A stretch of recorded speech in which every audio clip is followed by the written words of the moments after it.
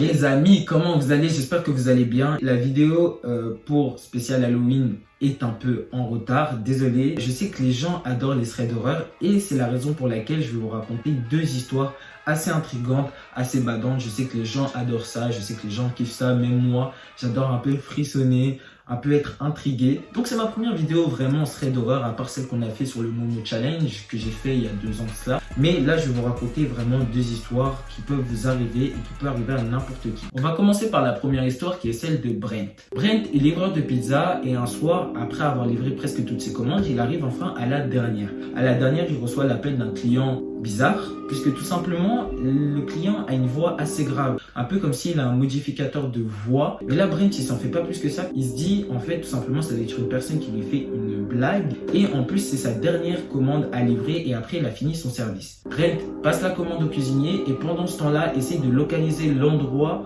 où se trouve le client, puisqu'il trouve quand même ce client assez chelou. Il localise l'endroit. Par surprise, il tombe sur une maison macabre, délabrée, le cliché de la maison hantée. Mais Brent, il se dit tout simplement que c'est un bug. Il aurait pas dû. Brent rappelle le client pour être sûr de la commande, comme il fait d'habitude pour tous les autres clients. Mais là, la voix du client a changé. Sans aucun doute, il est sûr que ça doit être des personnes qui essayent tout simplement de lui faire peur. Brent prend la commande et décide de se rendre à destination. Une fois arrivé à destination, il tombe sur la maison qu'il a localisée. Il relie ça par rapport à l'appel. Il se dit tout simplement que ça doit être des personnes, des ados qui essayent de se faire peur dans cette maison en modifiant les voix, en essayant d'appeler des gens. Lui, vu qu'il est fatigué, c'est le soir, quoi, quand même, il a envie de finir son service. Brent descend et se rend vers la porte d'entrée de cette maison.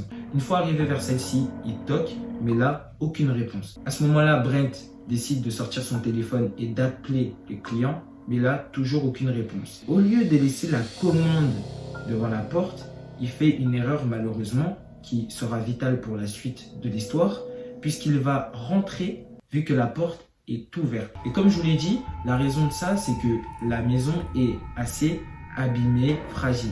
Brent rentre dans la maison et là, il fait tout noir. Là, Brent, il se pose des questions, il se dit « Attends, il y a un truc qui est pas normal, il n'y a vraiment aucune lumière, il n'y a rien du tout. » Brent regarde à gauche, à droite, avant de remarquer une petite lueur de lumière dans une pièce voisine. Brent s'y rend alors, et là, il découvre par horreur un signe satanique entouré de bougies devant lequel se trouve un gars en train de se mutiler. Brent est tétanisé pendant quelques secondes avant de lâcher la commande et de courir vers la porte d'entrée. En courant, il tombe malheureusement sur une silhouette. Cette personne est encapuchonnée avec un masque, un scalpel à la main. Là, Brent se fait attraper par un des gars avec un foulard à la bouche et au nez et reste inconscient pendant quelques secondes avant de se réveiller avec le bruit des sirènes de police. Là, Brent, vu qu'il ne sait pas ce qui vient de se passer, il ne s'en rend même pas compte, décide de crier à l'aide à la police, ce qui est une grosse erreur, puisqu'un des gars va le poignarder au cou et va s'enfuir avec un de ses complices. Un des policiers décide de courir auprès des deux, pendant que un se rend vers cette maison. Brent est alors pris en charge et emmené directement aux urgences. Après cela, plus aucun drame, c'est vraiment la fin de l'histoire, mais il y a une explication. Après ces événements, Brent nous explique ce qui s'est passé. Ces deux personnes qui l'ont agressé sont tout simplement deux personnes totalement psychotiques qui se sont enfuies d'un hôpital psychiatrique en volant quelques outils hyper dangereux et qui parlaient depuis un bon moment de sacrifier quelqu'un dans leur rituel. Et là, Brent a bien compris que c'est la première personne qu'ils ont vue et qu'ils allaient s'en servir comme cobaye pour leur rituel. Waouh, putain, mec! Mais tu trouves ça comment? Bien évidemment, c'est des choses qui se passent, mais quand t'es pas trop prudent. Mais je pense que maintenant, en 2020, je pense que tout le monde est prudent. Donc, il n'y a vraiment pas de raison qu'il t'arrive ça, en fait. Il n'y a vraiment pas de raison. Quand tu vois une maison hantée, franchement, je te dis la vérité. Moi, je vois une maison comme ça où c'est pas du tout allumé. Je cours ma vie. Vraiment, je bombarde. Mais de fou. Je bombarde. Place maintenant à la deuxième histoire qui est celle de Benjamin. Benjamin nous raconte son histoire. Maintenant, il est adulte, mais son histoire s'est passée quand il avait 12 ans. Benjamin était tout seul chez lui avec ses chiens et il nous explique que c'est pas la première fois qu'il reste seul chez lui. Il nous explique aussi que ces chiens ne sont pas réputés pour être des chiens de protection ou de garde, mais plutôt des chiens d'alerte. Mieux que rien. Les événements commencent quand Benjamin est en train de jouer à un jeu qui s'appelle Halo et en train de manger des Doritos en écoutant de la musique en même temps. Ça fait beaucoup d'activités en même temps là. Quand à ce moment-là, il entend le bruit de la porte de sa maison s'ouvrir et se fermer. Ce à quoi les chiens réagissent et décident de courir vers le salon. Quand ses parents rentrent ou quand quelqu'un rentre de sa famille, les chiens décident de courir et d'aboyer. Sauf qu'après quelques secondes de réflexion, il comprend qu'il y a quelque chose qui est bizarre. Ces chiens n'aboient pas. Par réaction, Benjamin décide de crier sa mère et son père, mais là, aucune réponse. Là, Benjamin trouve ça assez bizarre. Du coup, décide de mettre pause à son jeu et à sa musique et décide de se rendre vers le salon où se trouvent ses chiens. Mais là, personne. Benjamin, il sent ses poils s'hérisser et là, il commence vraiment à s'inquiéter parce qu'il se dit que là, il a vraiment entendu la porte de sa maison s'ouvrir et se fermer. Ce qui veut dire qu'il y a vraiment quelqu'un qui est rentré. Et là, Benjamin commence à vraiment stresser de fou et à psychoter et du coup va se mettre à se rendre vers le placard de son père où se trouve une arme à feu. C'est un thug l'enfant, c'est un thug. Rappelons-le, nous sommes aux États-Unis et du coup, le port d'armes est libre. Benjamin prend l'arme de son père. Petite faille, Benjamin ne sait pas où se trouvent les balles, mais il espère que la personne qui la verra armée fuira, mais de toute vitesse. Il est encore de plus en plus stressé puisque pour lui, il est sûr qu'il y a vraiment quelqu'un qui est rentré. Benjamin court alors vers le salon et appelle sa mère, son père et même ses amis. Mais eux tous vont se mettre à pas répondre.